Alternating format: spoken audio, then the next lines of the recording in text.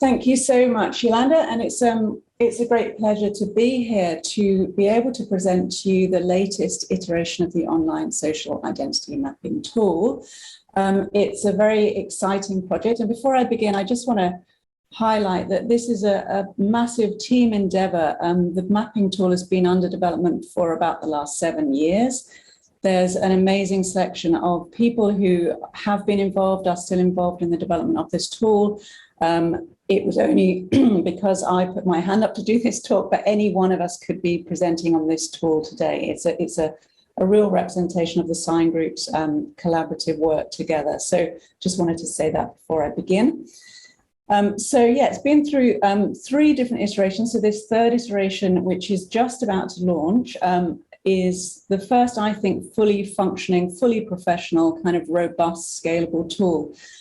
So it's very exciting. It's got massive research potential. So as Yolanda says, I'm really hoping that this engages you and you see the potential to use this tool within your own research. There'll be time for questions at the end. I've tried to present the tool in a way that shows you all of its different functions and different aspects. And also there's a little mini demo that you can actually do yourself on your mobile phones at the end of this. So that will give you a chance to have a go at that. But of course, any questions come back to me at the end and we can talk about that. So I'll get going. I've got about half an hour. I'm going to give you a bit of a walk down sort of history lane in terms of what the tool used to look like and how it got to where it is today. But before I do that, I just want to start by talking about why we need the tool in the first place. So many of us here, including myself, research from within the social identity approach, which is an approach based on 2 sort of foundational theories, that of social identity theory and also self-categorization theory.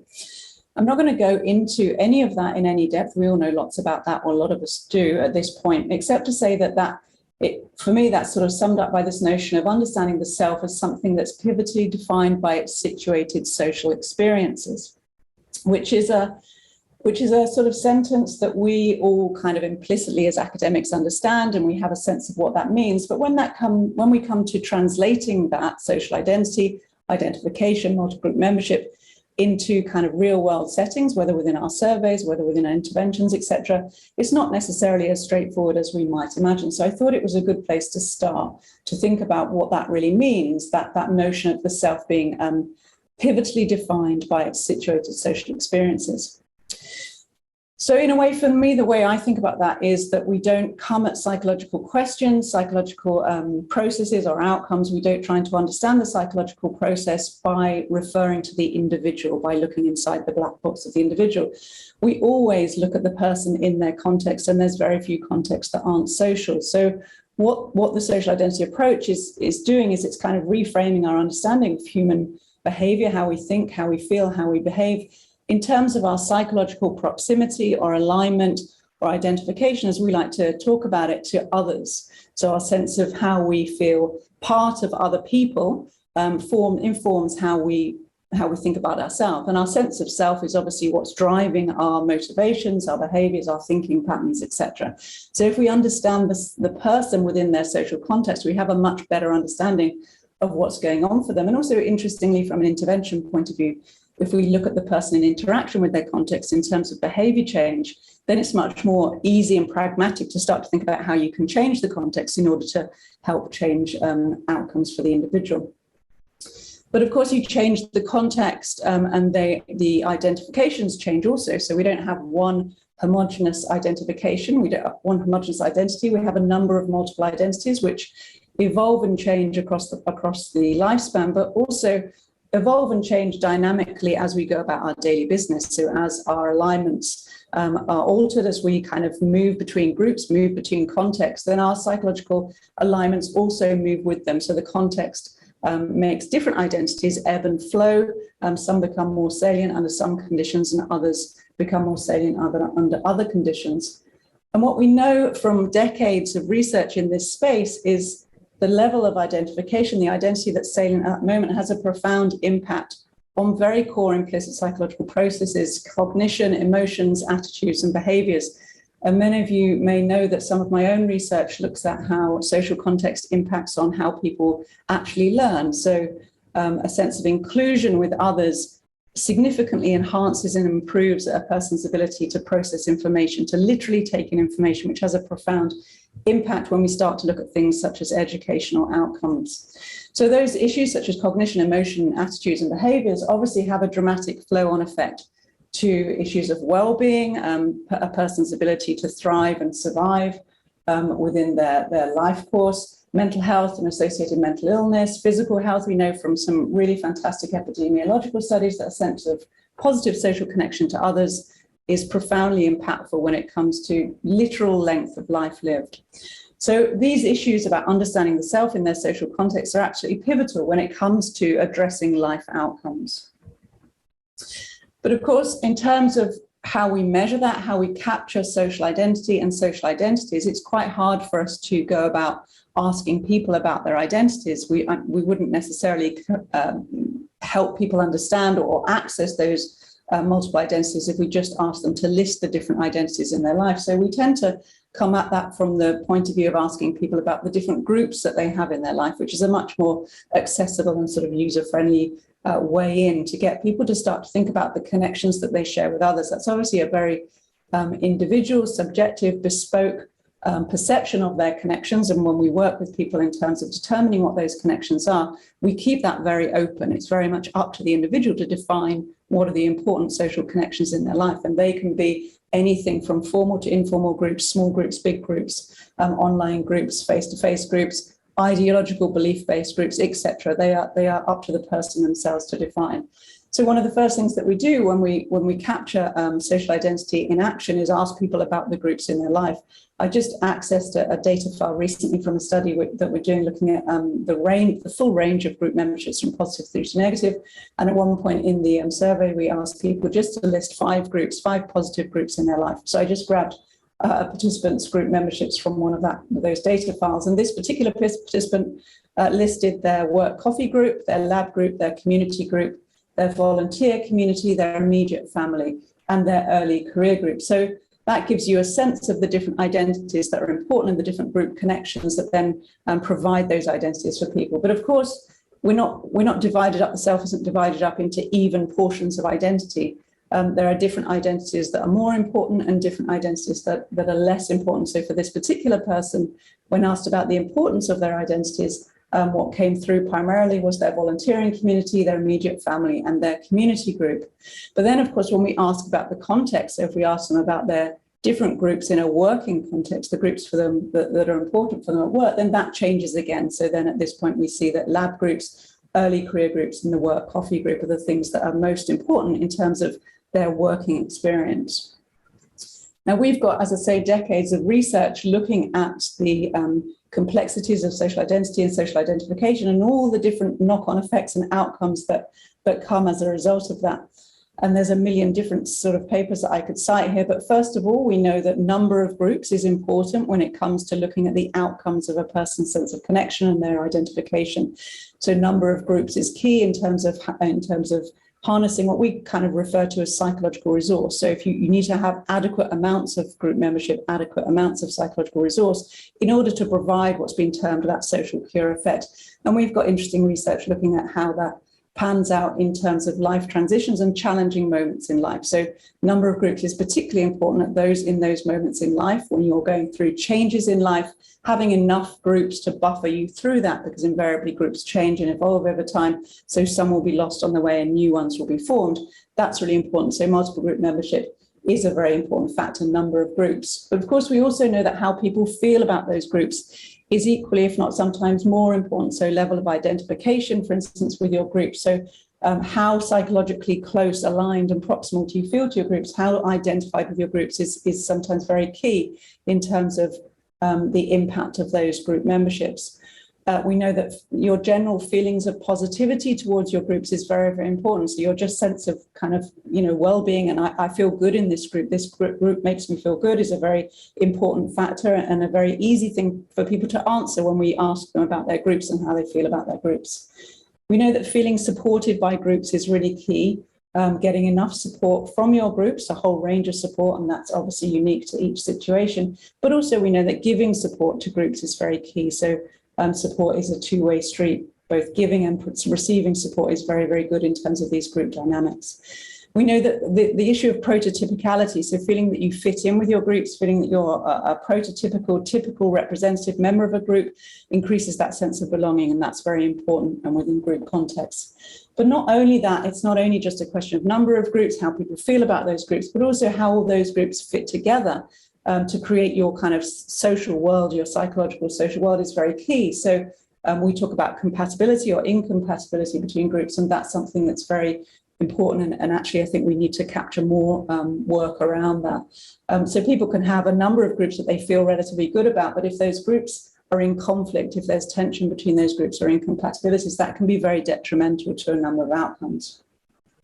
So in summary, when we're out there trying to capture and measure and articulate social identity, we need to, first of all, get a sense of what are those identities and what are the groups that provide those different identities. Second, which ones are the most important for people? Then which ones are most salient under which different conditions? That's absolutely important. And then how people feel about those different identities in terms of identification, positivity, prototypicality, and support. And there are other things that we could mention here. For instance, we do often ask people about the time they spend with their groups. In general situations, that actually really doesn't tell us very much. It's not predictive of very much, which is interesting of itself, because it's how people feel about this, the quality of group membership as opposed to the quantity in that case. But within a workplace organizational setting, actually time spent with groups is quite key. So if people are spending a lot of time with groups that they're not feeling very good about, or they're not feeling very aligned with, and that can be really quite detrimental to psychological health.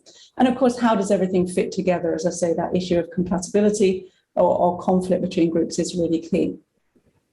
So how did we measure social identity and social identification in the dark ages before the mapping tool came along? Well, we had we have and have still use enormous amounts of fantastic validated scales in our surveys, and these have informed, as I say, decades of highly successful research in this area. So in terms of the basic research and the survey tools that we use, of course, we use the group listing task, getting people to list those groups and asking them to rate them in terms of positivity and importance. And we have the multiple group membership scale, a multi-item scale, to look at people's general sense of connectivity to multiple groups. We have an identification scale, a single or a multiple item scale, in order to ask people about identification with a particular group.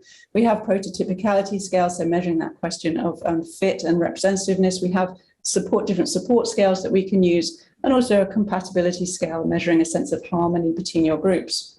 And there's a lot of pros to those scales. They're very easy for us as researchers to administer. They're validated scales, and they've proven highly effective within a range of different populations.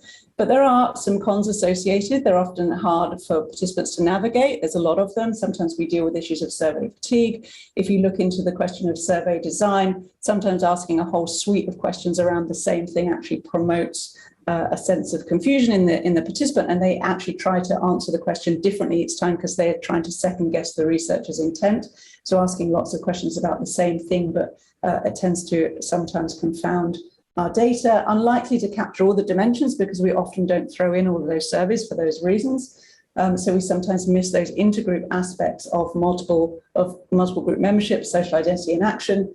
And sometimes we have to predetermine the identities. So for instance, in the identification scale, we'll be asking people about an identity that we have decided to ask them about a priori, which can be fine, but sometimes we can make assumptions around that, which may not necessarily prove to be exactly the right assumption we should have made. If we were, for instance, talking about student well-being and we were asking students about their sense of identification with the University of Queensland, we might get a very different response if we asked them instead about their sense of identification with their school of study, for instance.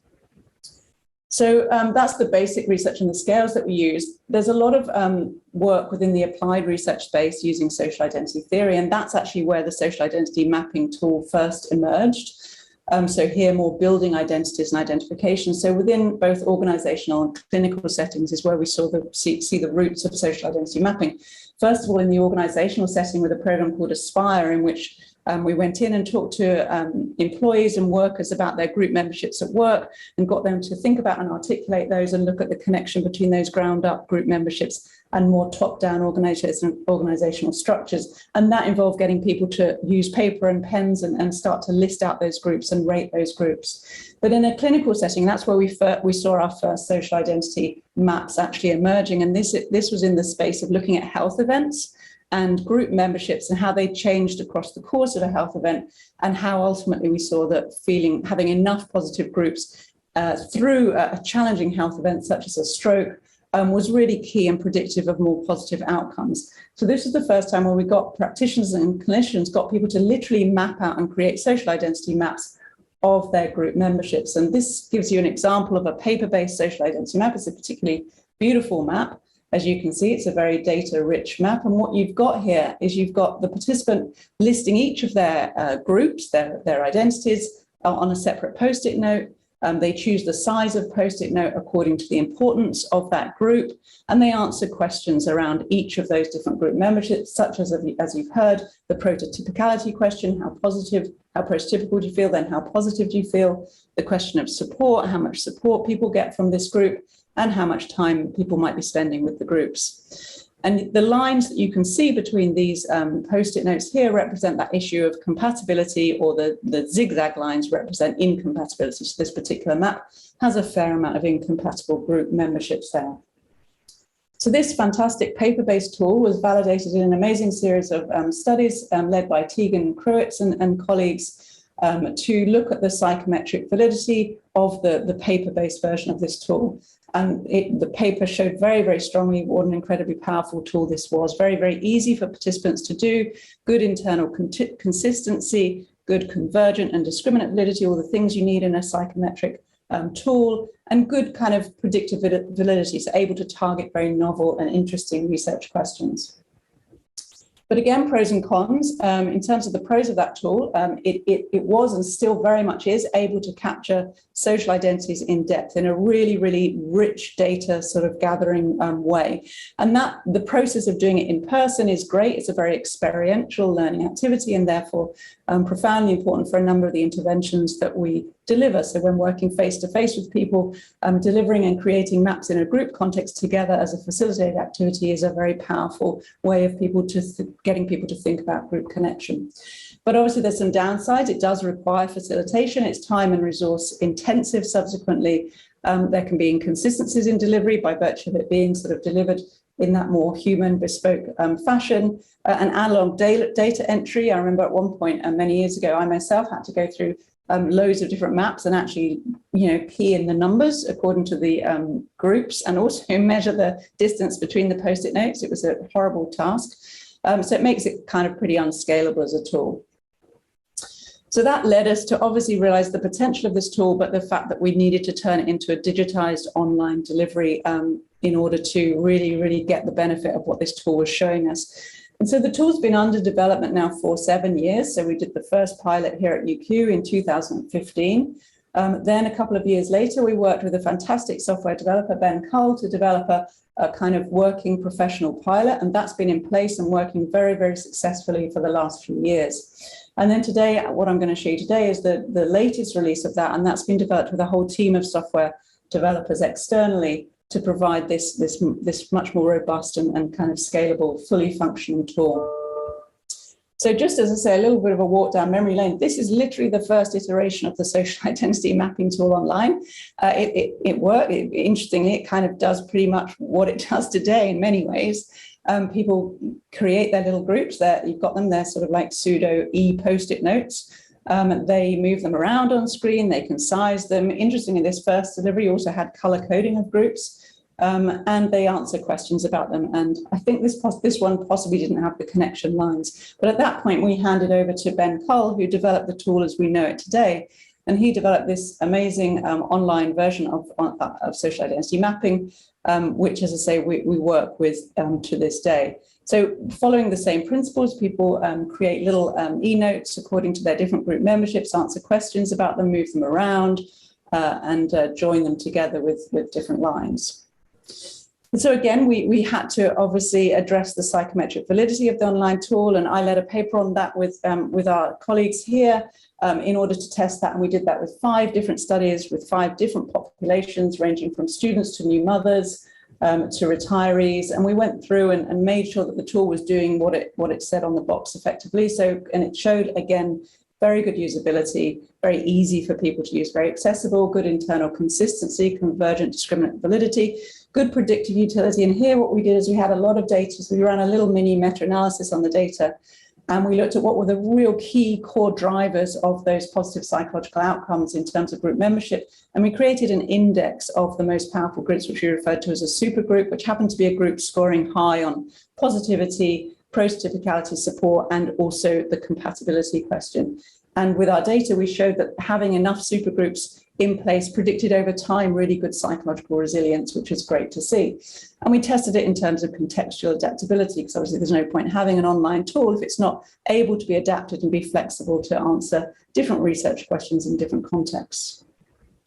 And that tool, as I say, has been used enormously. So just having a quick look at the citations from that tool, it's been used to gather data with students, ex-prisoners, people with psychosis, with firefighters, new mothers, organizational leaders, older adults, just to name but a few. So that's just speaks to the strength of this tool, even in its current form, that it's incredibly useful at capturing social identity in action with a range of different populations. But for various reasons, because we kind of came to the end of our development line with that particular iteration of the tool, we needed to rebuild it again in order to scope out the things that we needed in this new version to put us in good stead for the next 5-10 years of this tool's use. So I'm just going to highlight the things that are new about the platform.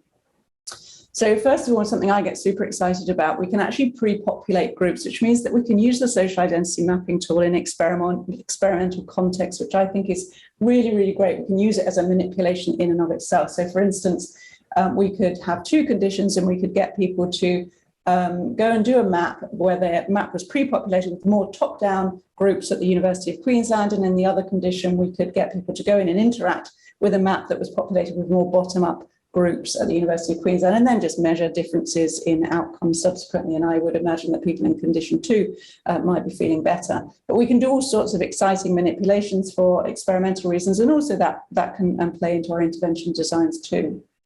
We also have now full data flow integration. So we could always put the mapping tool within Qualtrics, but now we can actually flow the data from Qualtrics to the mapping tool and back out to Qualtrics. So for instance, if you want your participants to think about different group memberships in Qualtrics and they list them in Qualtrics, when they then flow from Qualtrics to the mapping tool, those groups are then in the map already for them. So if I list Sign Group and School of Psych in Qualtrics and then link through to the mapping tool, those groups are already there for me. So number 1, I don't have to redo and think about my identities all over again. And number 2, that it creates a lot of bespoke functionality in terms of experiments or interventions.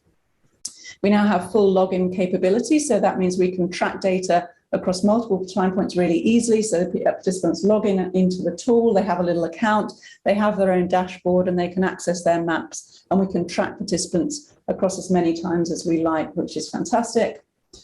We also have this really nice new thing, this group category function. So this allows the participants to color code their groups according to predetermined criteria. So we as the researcher can decide on those criteria according to our own research question. So in this picture that you can see here, we've asked them to classify the group in terms of whether it's a work group, a family group, a friendship group, or a group that's unclassifiable.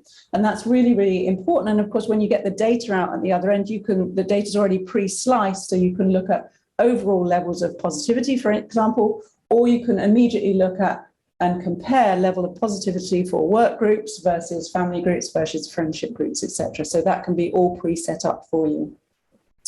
It now has smartphone capability. So it works really nicely. In the little demo I'm going to give you at the end, which is a bit of a fun joke demo, but you can access that on your smartphone. So I'll give you a quick go on that. And that allows us to have much broader access, but also I'm hoping allows this tool to then be used within experience sampling contexts.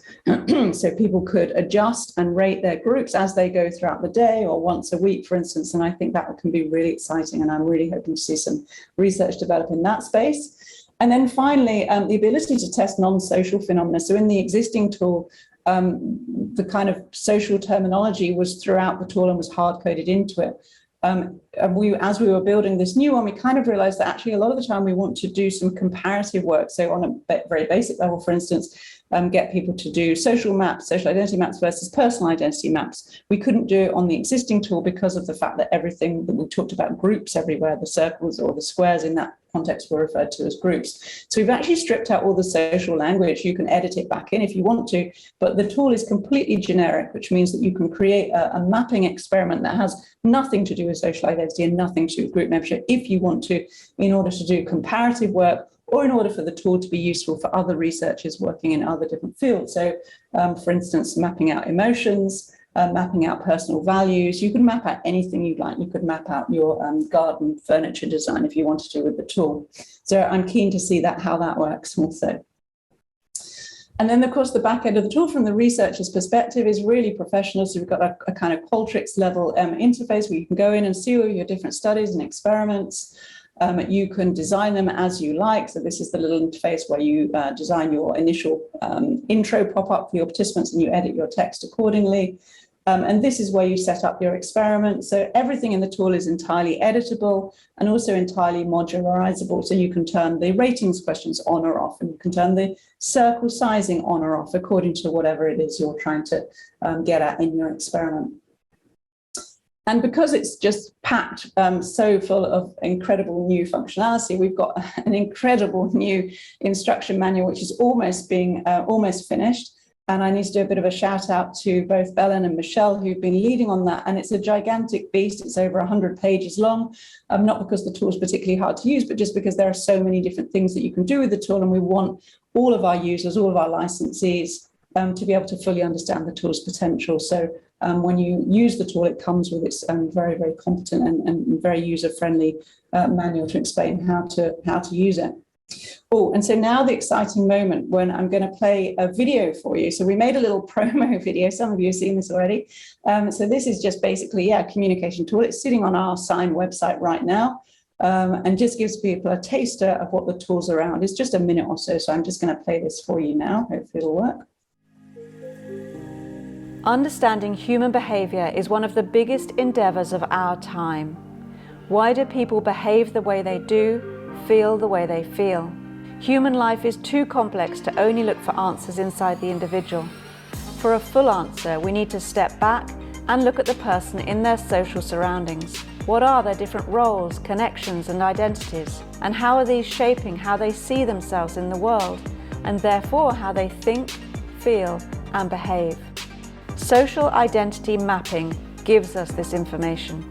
Built on the back of decades of psychological research, this validated psychometric tool allows a person to create a visual map of their different identities, rate how they feel about them, and how they fit together to create their own unique world. Insights from the tool allow us to see, measure, and understand these different influences that might be guiding some behaviors or stopping others. Social identity mapping allows us to track changes over time and to predict what might be driving particular outcomes. Why is one person thriving and not another? What can I do to improve group dynamics? Why is this team struggling and that one excelling? Social identity mapping is easy to administer online, whether embedded in a survey or used as a standalone activity. It can also be deployed in person, with clients or in groups. Social identity mapping provides a unique experience with which to explore the power of social connection, to uncover the toxic effects of social disconnection, and to change our understanding of human life for the better.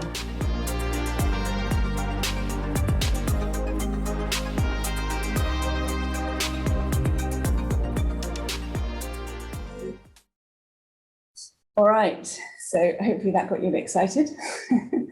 So before I give you the link to go and try it out yourself, I'm just going to show you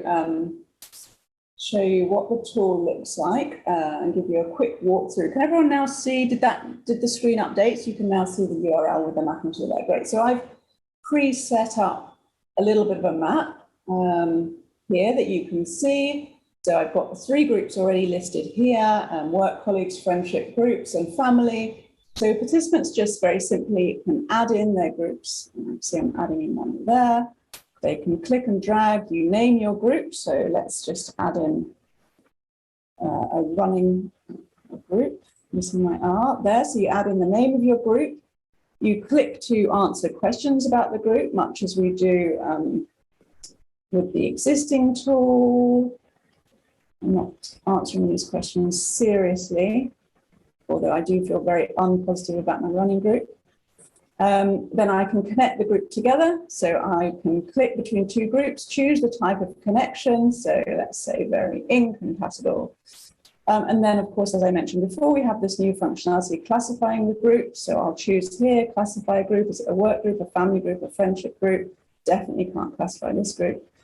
And how important is it to me? So let's just call it so-so. So very, very easy. You can just move these groups around, etc., add them, delete them, etc. We've got one other interesting bit of functionality that the software developing company themselves came up with, which I thought was great. So not only can you download your map and keep an image of your map, but you can actually click on this thing here that says questionnaire results. And this basically gives you a little bar graph of all of the different ratings questions and all of the different groups that you happen to have created on your map, and compares them all. So in terms of positivity, you can see quickly here that work colleagues are scoring highest on positivity, running scoring lowest. And then the other questions are below here. So how much support do you receive from this group, etc. So I think that's a really nice bit of functionality. Participants themselves can download that PDF. And also we can, when we're creating online interventions, we can then use that and bring that PDF back into personal reports and give that to people at the end of the program, etc., so that they can get a sense of their own group memberships and how they compare. So that gives you a bit of a taster of that. So just going back into here, before I give you the link, I just want to again come back to that very first point that I just want to shout out to all the millions of people. There's not enough space to put them all on here who've been involved in the mapping tool to date, and also in the past. We've got the original team, Ben Cull there, as I say, who did the software development on the existing tool. Katie, who's with us today, who was key developing that existing tool also, and Tegan. Also, of course, we've had a whole bug testing team going through the platform over the last 2 months, as led by Belen and Michelle. And they've been amazing in terms of just checking that it works, checking that the manual's doing what it says it should be doing, and really testing out in a very, very robust and rigorous fashion. We couldn't possibly have made such an amazing tool without everyone's input. So thank you to all of those people. So now you have a little bit of a chance. As I say, this is a bit of a joke, little demo for you, but just gives you a sample of the tool. So if you get out your phones and you just put in the URL there, which is tinyurl.com/OSIM-demo. I'll leave that on screen for you. It'll only take you a minute or so, so just have a look at that. And then once you've done that, then we can all get back together and you can ask me as many questions as you like about the tool and how it might work, and how I'm hoping you're going to ask me how you might see it working in your own research.